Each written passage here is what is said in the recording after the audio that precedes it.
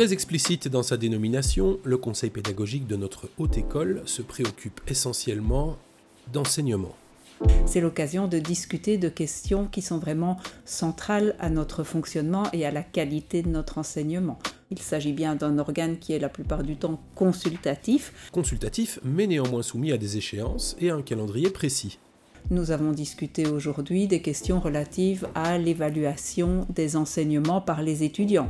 Comment les faire participer, quelles démarches réaliser pour améliorer la qualité de l'enseignement, comment communiquer vis-à-vis des enseignants, vis-à-vis des étudiants. Donc c'est le genre de questions qui sont traitées dans ce conseil. Autre compétence du conseil, la gestion des profils d'enseignement. Une fois par an, on envoie à l'arrêt ce qu'on appelle les profils d'enseignement qui sont le répertoire des compétences qui sont développées dans les formations, le détail des unités d'enseignement qui sont proposées, le tableau croisé entre les compétences et les unités d'enseignement.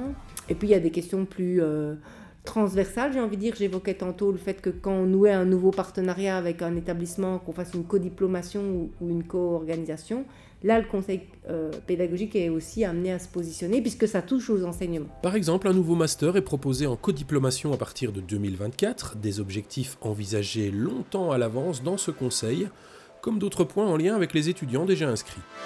Oui, nous avons discuté par exemple de modalités d'évaluation telles que la discussion autour de la note absorbante ou des QCM à points négatifs. Donc ça peut être vraiment très varié et amené aussi bien par le collège que par les étudiants ou les enseignants.